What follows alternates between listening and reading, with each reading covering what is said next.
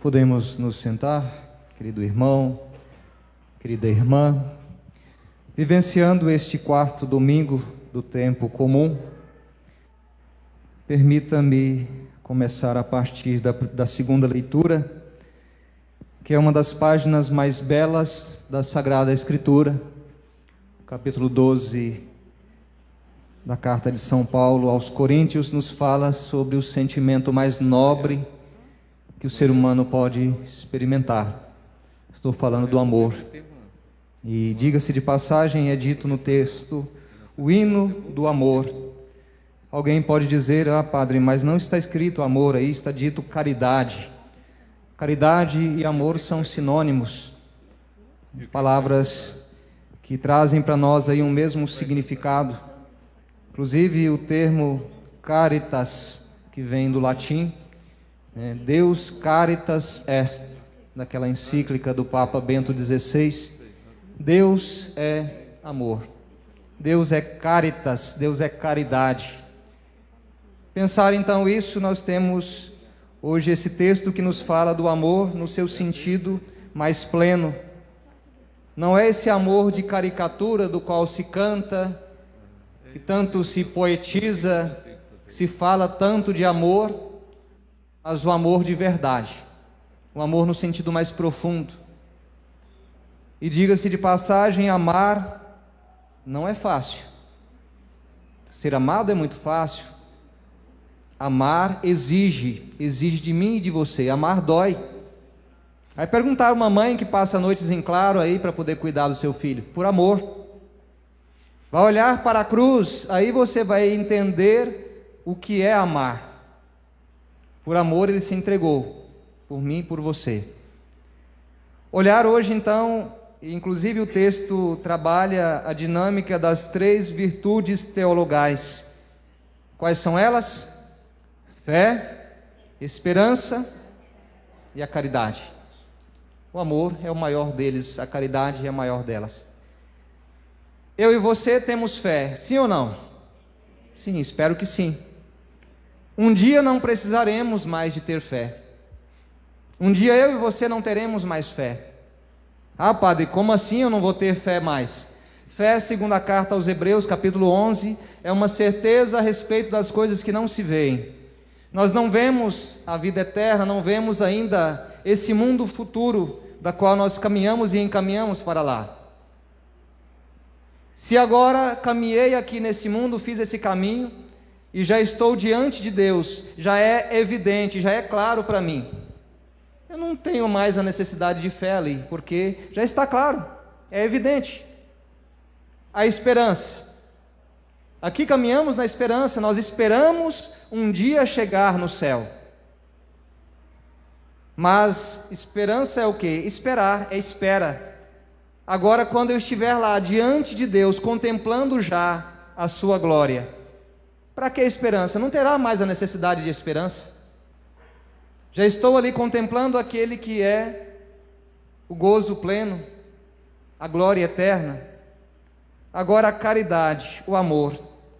O versículo 7 vai dizer isso: a caridade não acabará nunca. O amor não acabará nunca, porque o amor é o próprio Deus. Deus coincide com esse amor.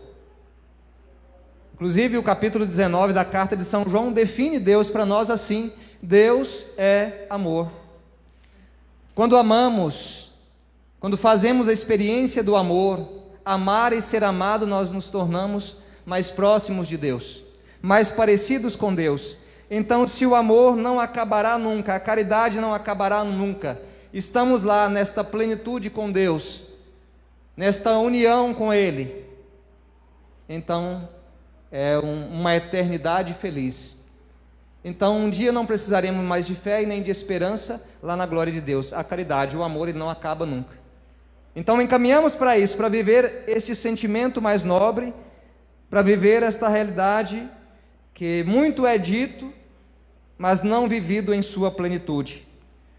Algumas características o texto coloca: o amor é paciente, benigno, não é invejoso, não é vaidoso, não se ensoberbece, não faz nada de inconveniente, não é interesseiro, não se encoleriza, não guarda rancor, não se alegra com a iniquidade, mas regozija-se com a verdade, suporta, crê tudo, espera tudo, desculpa tudo.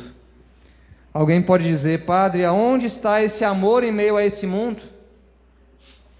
Parece uma utopia, Padre, esse texto bíblico aí está dizendo de coisas que nós, não, isso aqui não é real, não.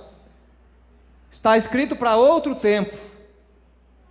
Mas nós olhamos hoje e se percebemos crianças passando fome, se percebemos violência, se percebemos guerra, se percebemos sentimentos de ódio e de rancor, aí vem o quê da questão. É porque há uma rejeição a esse amor do Deus que nos visitou, do Deus que entrou na história da humanidade para amar, para perdoar, mas esse Deus que nos visitou, assim como foi rejeitado lá, continua sendo rejeitado ainda hoje aqui. A primeira leitura e o Evangelho, eles vão na mesma linha, porque os dois personagens, o profeta Jeremias e também nosso Senhor Jesus Cristo no Evangelho, foram rejeitados no seu tempo. E Jesus continua rejeitado ainda hoje por tantos. A primeira leitura fala do profeta que é escolhido por Deus, consagrado, e o versículo 5 expressa isso: antes de formar-te no ventre materno, eu te conheci, antes de saíres do seio de tua mãe, eu te consagrei e te fiz profeta das nações. Consagrado por Deus no ventre de sua mãe. Mas quando ele coloca a sua missão em prática, o profeta ele é rejeitado. Mas o profeta ele não teme, mesmo sendo rejeitado, mesmo não acolhido. Versículo 17, ou melhor dizendo, 18 e 19, traz para ele esta fortaleza. Com efeito, eu te transformarei hoje numa cidade fortificada, numa coluna de ferro, num muro de bronze, contra todo o mundo, frente aos reis de Judá e seus príncipes, aos sacerdotes e ao povo da terra. Eles farão guerra contra ti, mas não prevalecerão, porque eu estou contigo para defender-te. Gente, parece que hoje está um mal crescente no mundo, parece que o mal está fazendo mais barulho do que as pessoas de bem. As pessoas podem até olhar e dizer: parece que o mal está vencendo, Padre. Parece que o bem tenta fazer alguma coisa, mas é rechaçado, é rejeitado, é perseguido. Falar das coisas de Deus hoje é ser profeta, é olhar para o mundo de hoje que rejeita Deus e também ter a possibilidade de ser rejeitado, porque a partir do instante que eu falo das coisas de Deus, alguém já não vai gostar, mas eu preciso ser profeta, você precisa ser profeta. Hoje nós teremos o batizado de uma criança. Esta criança que é chamada a ser também profeta no mundo, porque o Espírito Santo habita em cada batizado. Então esse Espírito não é de timidez, mas o Espírito que nos dá força para falar das coisas de Deus, para ser voz de Deus, para ser presença de Deus em meio a esse mundo tão descrente. Mas uma palavra nos conforta: eles farão guerra contra ti. E a guerra está aí, gente. É uma guerra ideológica, é uma guerra de rejeição mesmo a toda a cultura judaico-cristã, sim. Mas a palavra é muito clara: não prevalecerão, eu estou contigo para defender-te. Isso nos conforta. Saber que não caminhamos sozinhos. Se os profetas foram rejeitados, mas Deus caminhou com os profetas, se Jesus no Evangelho também é rejeitado, e encontramos esta expressão: o profeta não é bem recebido em sua pátria, porque de fato ele estava ali pregando na sinagoga e alguns dos seus diziam: mas espera aí, este não é o filho de José? Começavam a olhar Jesus de um modo meramente humano, rejeitando dele a sua divindade. Não, esse aí não é Deus, nós não o aceitamos. E porque não aceitou, milagres não pôde realizar ali. Então eu e você somos convidados hoje a olhar para esta primeira leitura e para o Evangelho e entender que se Jesus foi rejeitado e se o profeta foi rejeitado, também nós seremos rejeitados neste mundo quando nos colocamos na presença de Deus. Mas sendo rejeitados aqui, acolhidos pelo Pai, acolhidos por Deus. De tal modo os profetas, de tal modo os apóstolos, os primeiros discípulos entenderam isso. Eu não vim para fazer a vontade dos homens, mas vale obedecer a Deus do que aos homens. Gente, não dá para ser católico de qualquer jeito mais. O mal já está aí colocado e está tão claro, tão evidente. Eu e você não dá mais para ficar em cima do muro. Alguém pode dizer: ah, padre, eu sou católico, mas não é com tudo que eu concordo na igreja, não. Na verdade, essa pessoa tem que se questionar se ela de verdade é católica. Porque às vezes aquilo que ela não aceita está dentro do mínimo que precisa para se ser católico. Pensar então esta verdade, e termina assim o Evangelho. Levantaram-se e o expulsaram da cidade, levaram-no até ao alto do monte sobre o qual a cidade estava construída, com a intenção de lançá-lo no precipício. Jesus, porém, passando no meio deles, continuou o seu caminho. É isso que um profeta precisa fazer. Um profeta precisa, em meio às dificuldades da vida, em meio aos ataques que se recebe, fazer como Jesus, continuar pelo seu caminho. Continuar pelo seu caminho, de cabeça erguida. Estava conversando agora há pouco com os seminaristas, gente, não sei até que ponto tudo isso que vivemos hoje, não sei até que ponto isso é verdade ou não. É fato, muitas pessoas partiram, muitas pessoas morreram com a Covid-19, mas o medo está estabelecido aí. Quantos estão paralisados por esse medo? Quantos estão ali diante de uma TV Globo, amarrado talvez, aprisionado, já não sai para lugar nenhum, porque afinal, eu posso sair, eu posso morrer. Mas aí, muitas vezes, desses que dizem que não sai, às vezes vai para todo lugar, né? Vai na lotérica, vai no mercado, vai em tantos lugares, mas na igreja não. Esse medo não pode nos paralisar. Precisamos sim tomar os cuidados, claro, vamos tomando os cuidados, mas até que ponto é verdade, é mentira aquilo que está sendo passado pela mídia, não sabemos. Tem muito de manipulação política por aí, tem muita manipulação ideológica, tem gente enriquecendo à custa disso, tem. Eu e você não podemos hoje abaixar a cabeça e concordar com tudo e dizer: não, eu vou aceitar tudo isso porque é vontade de Deus. Nem tudo é vontade de Deus aí. Existe muita coisa manipulada, e eu e você precisamos olhar para Jesus, olhar para os profetas, entender que Jesus continuou o seu caminho, os profetas não hesitaram até mesmo de perder a sua própria vida, e seguiram, e prosseguiram, e continuaram, dando testemunho de Jesus, dando testemunho desse Deus que veio nos visitar. Deus me tocava e me incomodava nesse final de semana para que eu pudesse tocar sobre o assunto do aborto. Porque se na primeira leitura fala de rejeição, uma cultura da rejeição, se o Evangelho fala de um Jesus também rejeitado, existe também hoje esta diabólica realidade que é o aborto. Crianças que são rejeitadas desde o ventre de suas mães. E trago aqui um pensamento de Madre Teresa de Calcutá, grande Santa Teresa de Calcutá, que desde criança assistia e via tanta coisa bonita que ela fazia. Isso repercute hoje na humanidade.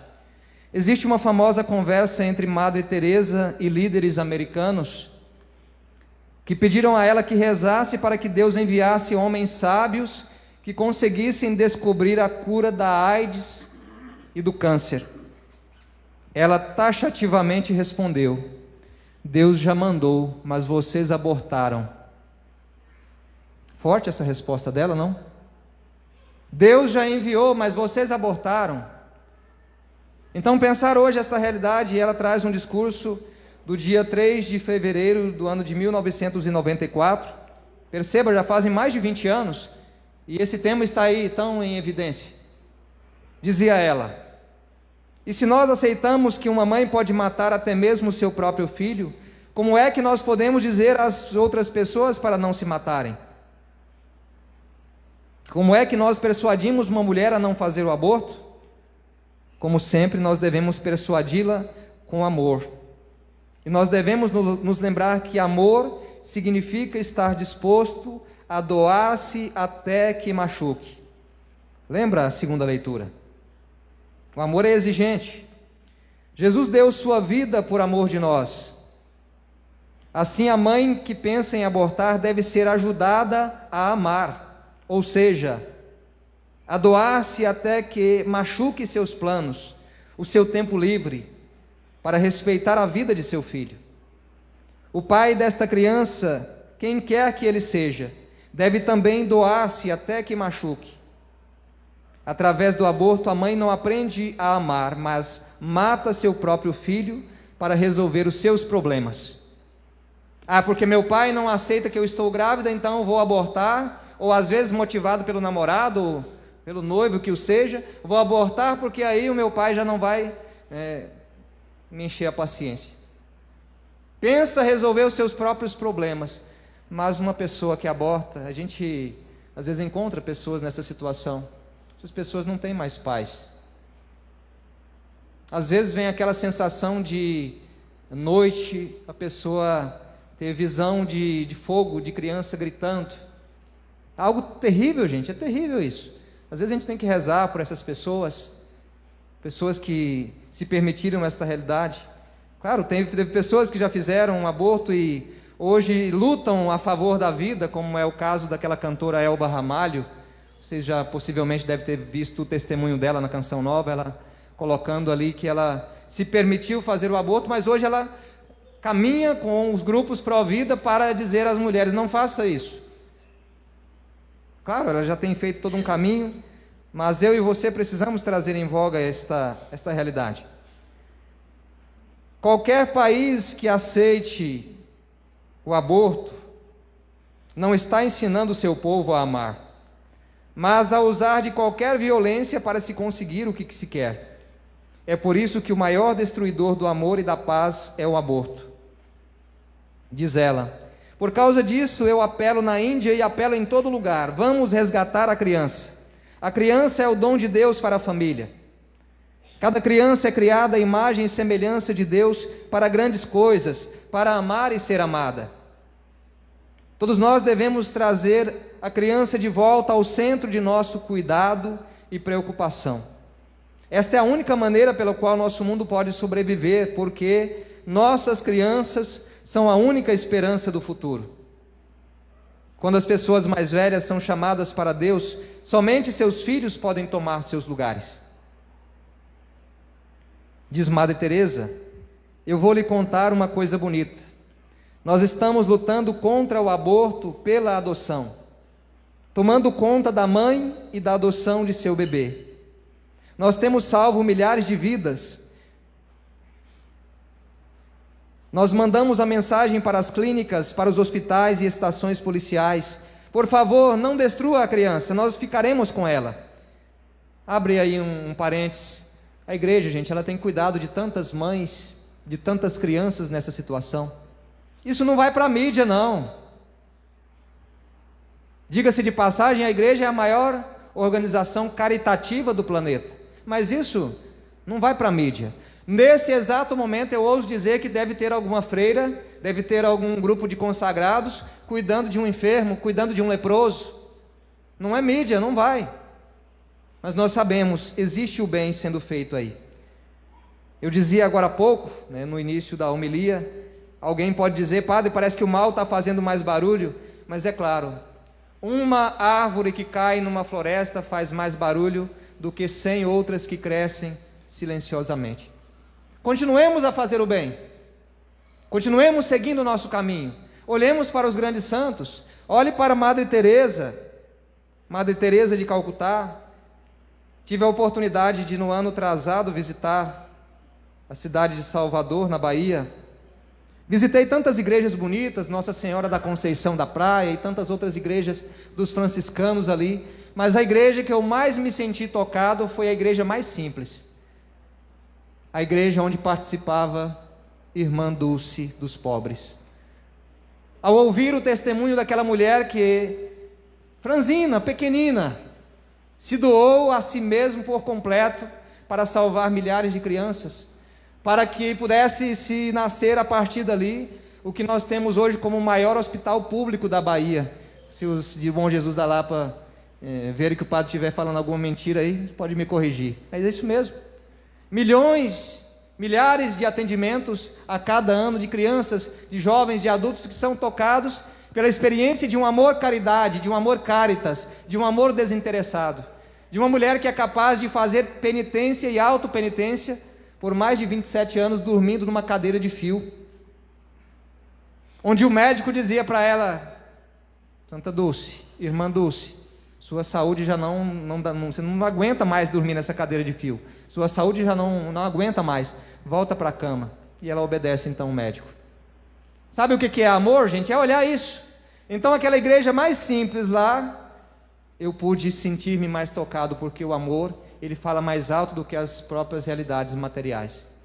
Eu e você hoje somos chamados à vivência desse amor concreto. Madre Teresa de Calcutá finaliza o discurso dizendo assim: eu estou aqui falando com vocês. O amor começa em casa, não se trata do quanto nós fazemos, mas quanto amor colocamos naquilo que fazemos. Eu desejo que vocês encontrem os pobres daqui na sua própria casa primeiro. Amar quem está perto, gente, amar quem está em casa. Nem sempre é fácil, né? Porque quando se vai convivendo, convivência não é fácil. É o marido que chega cansado do serviço, e aí ele reclama da esposa: ah, padre, porque eu chego lá em casa cansado, minha esposa destampa a boca a falar e não para mais. Ou a esposa que por sua vez reclama: ah, padre, é um bruto lá em casa, faz de tudo para poder a gente não viver em harmonia. Parar de jogar a culpa um no outro, assumir as suas próprias culpas e amar, mesmo que o outro não mereça, porque Jesus também fez isso. Pai, perdoa-lhes, porque eles não sabem o que fazem. Amar até o fim, até o fim. E aqui finaliza o discurso dela: comece a amar ali, seja a boa nova para o seu povo primeiro, descubra sobre o seu vizinho ao lado. Você sabe quem são eles? Às vezes nasce uma criança na vizinhança ao lado, vai se descobrir 2 meses depois, né? Deus jamais nos esquecerá, e sempre existe algo que você e eu podemos fazer. Nós podemos manter a alegria do amor de Jesus em nossos corações e partilhar esta alegria com todos aqueles de quem nos aproximarmos. Vamos insistir que cada criança não seja indesejada, mal amada, mal cuidada ou morta e jogada fora. Se nos lembramos que Deus nos ama e que nós podemos amar os outros como Ele nos ama, então a América pode se tornar um sinal de paz para o mundo. Daqui deve sair para o mundo um sinal de cuidado para o mais fraco dos fracos, a futura criança. Se vocês se tornarem uma luz ardente de justiça e paz no mundo, então vocês serão verdadeiramente aquilo pelo qual os fundadores deste país lutaram. É um discurso muito antigo, mas muito atual. Pensar hoje então esta verdade: amar. O mundo precisa fazer a experiência do amor. Eu olho para todos vocês, talvez alguns eu encontrei ontem aqui de vista, talvez a gente já lembra, mas eu não sei da sua história. Eu não conheço você, eu não sei quem você é, mas eu tenho a certeza de uma coisa: o Deus que um dia me amou e me chamou para ser sacerdote, para estar aqui falando das coisas dele, é o Deus que te ama também. Eu não sei as situações da vida que você viveu, eu não sei o tanto que você sofreu para que você pudesse ser quem você é hoje, mas eu sei de uma coisa: Deus não esqueceu de você não. Deus te ama. Então faça a experiência do amor. Pessoas amadas amam pessoas. Pessoas curadas nesse sangue poderoso, pessoas curadas curam pessoas, mas pessoas feridas ferem pessoas. Então nos deixemos ser curados das nossas feridas para curar quem está perto de nós. Amados com esse amor de plenitude para amar. Vamos ficar de pé? Finalizar com uma oração. Peço a você, se você sentir vontade, fechar seus olhos um instante. Você não é obrigado, eu não imponho, eu te proponho. Repita com o Padre assim: Senhor Jesus, Senhor Jesus, me permita nesta manhã me permita nesta manhã fazer a experiência do amor. fazer a experiência do amor. O Deus que me ama O Deus que me ama me permite amar também. me permite amar também. Se em algum momento, Senhor, Se em algum momento, Senhor, eu não fui amado do jeito certo, eu não fui amado do jeito certo, se fui odiado, se fui odiado, blasfemado, blasfemado, criticado, criticado, eu sei eu sei que por Ti que por Ti eu sou amado. eu sou amado. Eu quero, Senhor, Eu quero, fazer a experiência Senhor, fazer a experiência desse amor desse amor, para amar quem está perto para amar quem está e até quem não merece. e até quem não merece. Eu quero, Senhor, Eu quero, Senhor, te acolher. te acolher. Eu não quero te rejeitar. Eu não quero te rejeitar. Eu te acolho hoje Eu te acolho hoje no meu coração no meu coração e na minha vida. e na minha vida. Amém. Amém. Amém? Amém. Vamos juntos então professar a nossa fé nesse Deus